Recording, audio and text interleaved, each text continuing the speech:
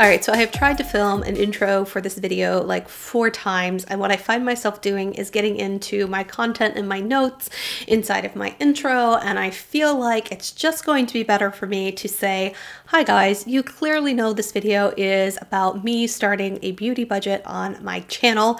You saw the title card, you clicked on it.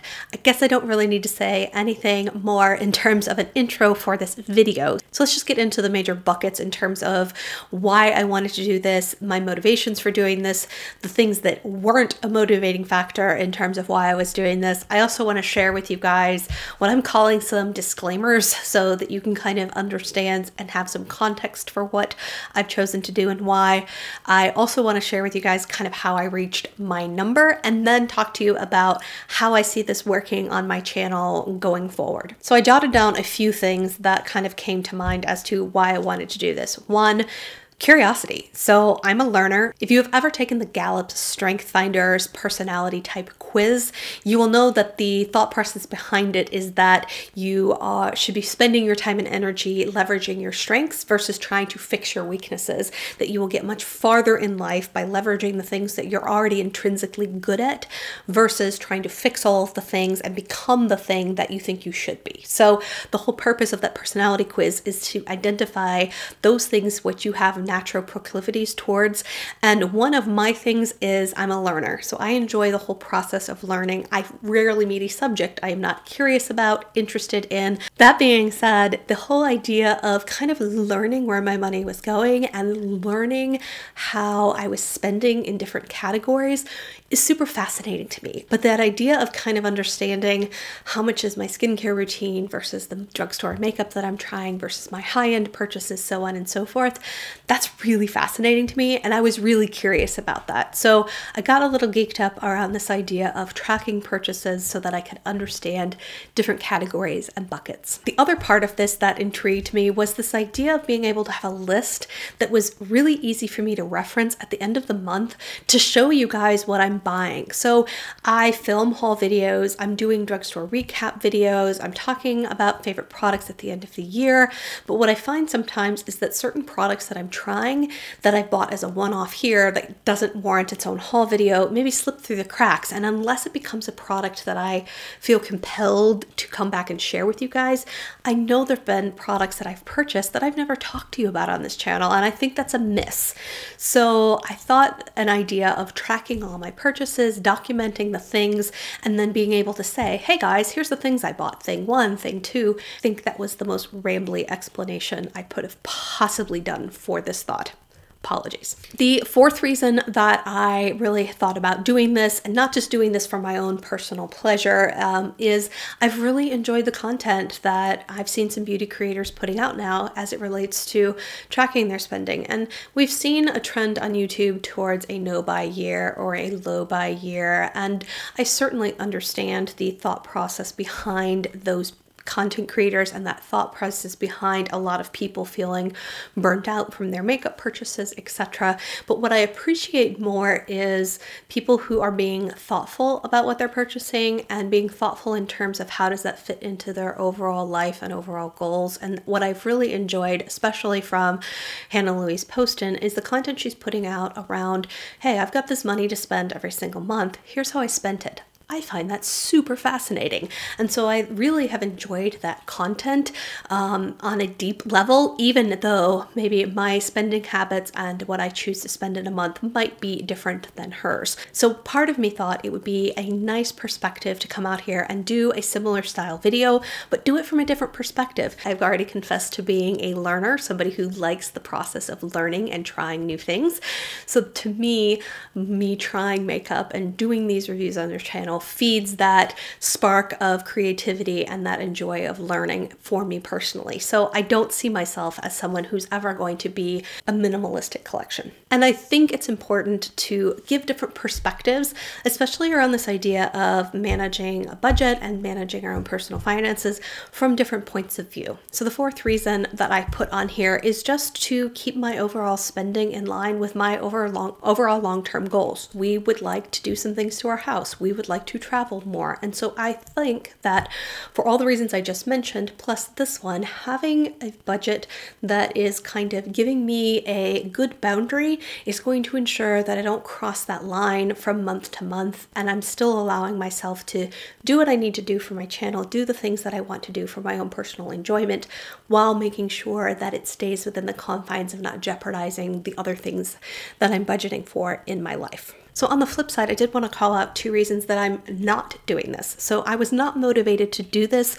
to massively reduce my spending levels. Doing this to track what I'm spending, to be more aware of what I'm spending, and to be able to have a conversation with you in a better way about what I'm spending my money on. And the other thing is that I don't see this being something that is massively going to curb the products that I'm trying for my channel. I still fully intend to do my drugstore roundups and test a lot of new products and talk to you guys about different things. And I've had a number of requests from you guys for more foundation reviews, and I'd like to make that part of my channel. So I don't want to limit the content and the reviews that I am giving to you guys on my channel by putting a really strict, harsh budget around myself. So I have a lot of notes here, which is what I'm kind of glancing down at because I wanted to make sure that I was clearly articulating my thoughts on this. So now we're coming to the section of my notes, which I'm calling disclaimers. And I wanted to call these things out before I got any deeper into this discussion because I think there's just a few points that I wanted to make. 1, it is a healthy thing to have a budget. If you love makeup, if you love cars, if you love trying new foods and going out to dinners, if you like buying new things for your pets, whatever it is in your life that you thoroughly enjoy, it's a good idea to give yourself a budget and set those parameters. Regardless of your financial place, regardless of your income level, a budget is just always a good idea, especially around something that you are enthusiastic about or excited about, because those are the areas where it's very easy to slip up and go too far. Secondly, it's important to have a number that works for you inside of your overall goals and overall planning. It can't just be, oh yes, I want this amount of money for makeup every month, and then it's at the expense of paying down debt or putting yourself in a bad financial position. So it is important to find a number that works for you and feeds your passion and feeds your enthusiasm for insert XYZ thing here, inside the confines of a larger picture for your overall finances. And then I just had to call out what I've chosen to spend on a month. It may seem really high to you. It may seem super low to you. And that's going to vary largely based on where we are in our lives. I will tell you that 22-year-old Sarah would not have had this budget. I couldn't have afforded to. Heck, even 30-year-old Sarah probably would have had a slightly different budget than I am setting for myself now. The budget and the numbers that I've set for myself now work for me and work inside of the finances that my husband and I have set. And that is for where I am right now today. If something dramatic were to happen, I would come back and change this number. If one of our salaries got massively reduced or one of us got incredibly ill and we ended up with a ton of medical debt, I would change this number. A budget is not a permanent thing. It is where I feel like I am comfortable right now. The last thing that I wanted to call out is that because I am trying a lot of different makeup, I fully anticipate that a good portion of what I try isn't going to work for me, and I build that into my personal budget. I don't return a lot of makeup that I've tried that I don't like. It's pretty rare that I do. Instead, I donate it to either women's shelters around my local community that will take them, or into Project Beauty Share, who takes gently used makeup, or with things like lip glosses that I can't sanitize and give to either of those organizations. I will see if a sister or a close family member wants it, or even a friend. That being said, if I buy $100 worth of makeup and $50 of it doesn't work out for me, I see that as kind of part of my charitable giving for the year. For me, when I think about the fact that I have a pile of makeup that I have just tested that didn't work for me but might work for somebody else, I don't see that as a loss of income for me. My brain categorizes that as part of how I'm going to do some charitable giving. I'm going to give a significant amount of my money through these donated items. So next I wanted to share with you kind of how I got to my budget number. So what I did first of all was kind of set myself some rules in terms of what I wanted to include in my budget and what I didn't. So included in the budget number are things like makeup, skincare, hair care, body care, anything to do with my nails, any subscriptions that I choose to make to like an Ipsy or something like that, any makeup brushes that I purchase, and then any channel giveaways. At this point, anything I'm doing from a giveaway perspective for you guys is coming out of my own personal budget. So all of that is what is included in my monthly budget. So things that are not included in my budget are things like clothing and accessories. I'm not managing that inside of this budget. Health and hygiene, so things like deodorant and toothbrush and new toothbrush head replacements. Shaving razors, I'm not including that in this category. Anything to do with contacts or eye care, that's its own separate thing.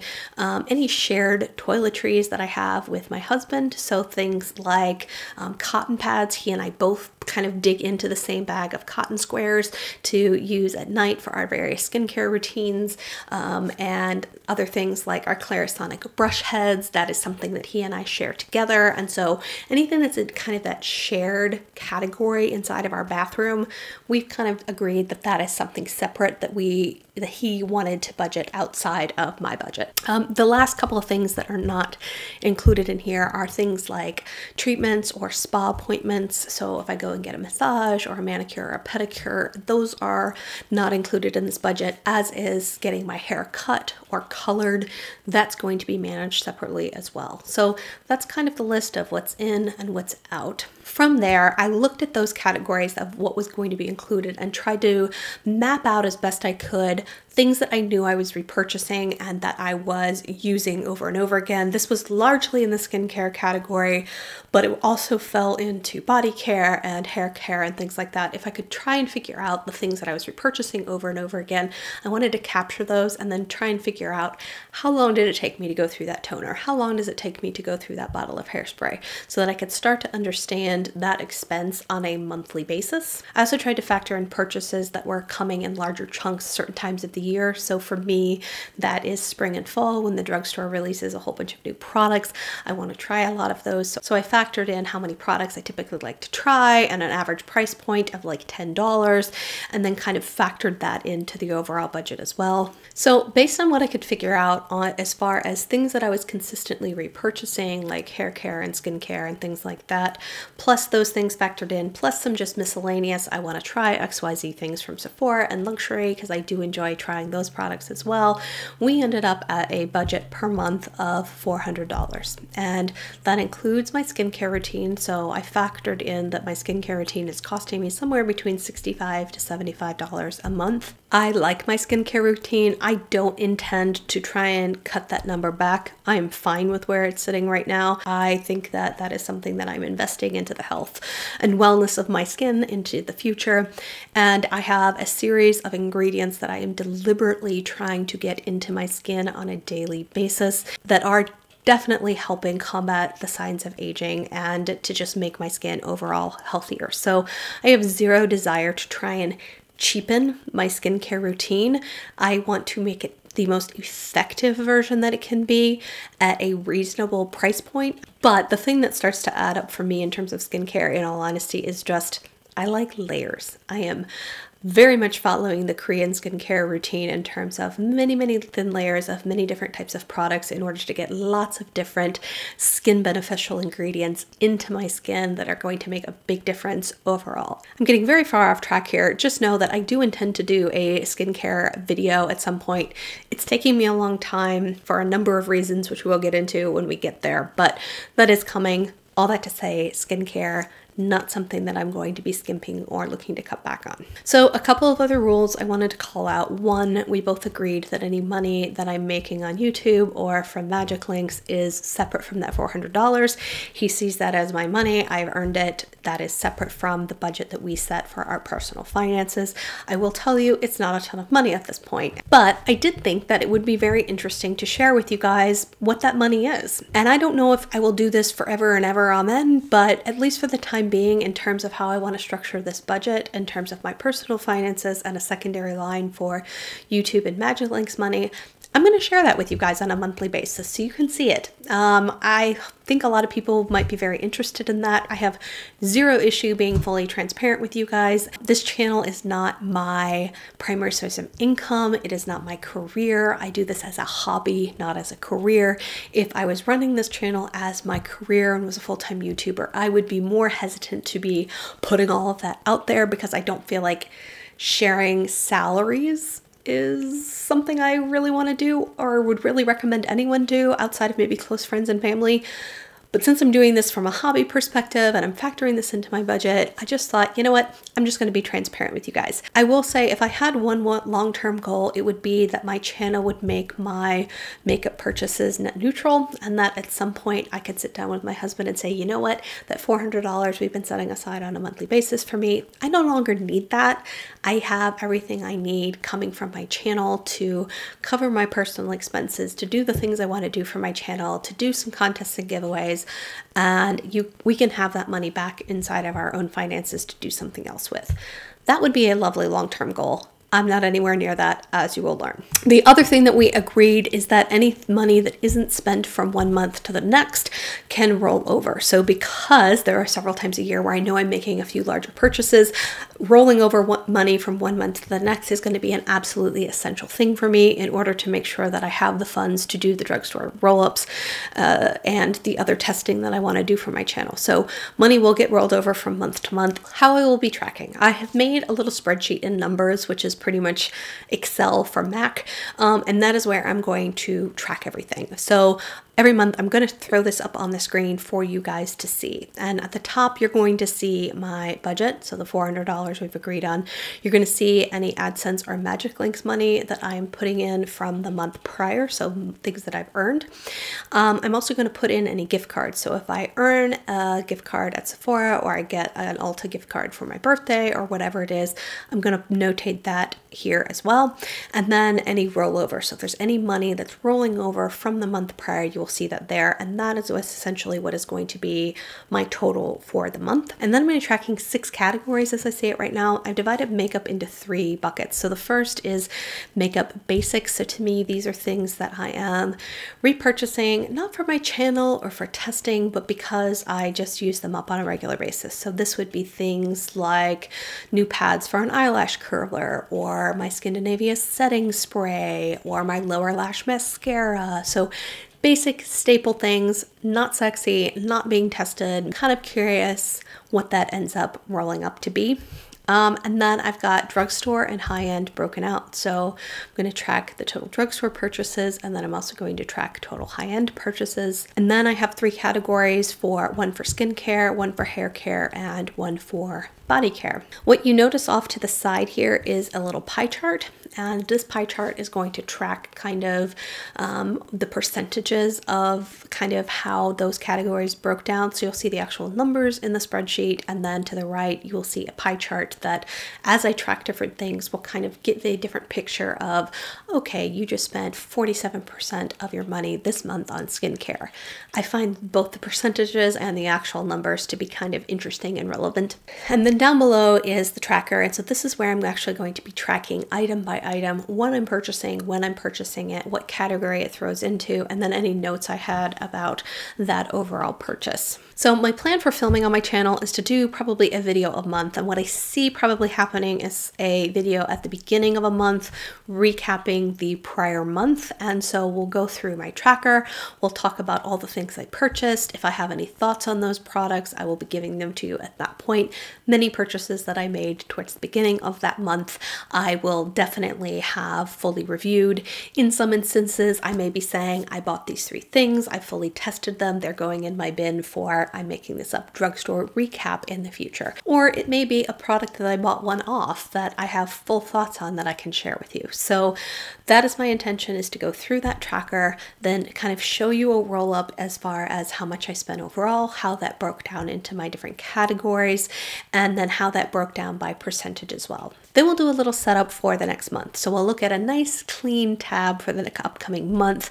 I will put in any rollover money that is coming from the prior month that I didn't spend.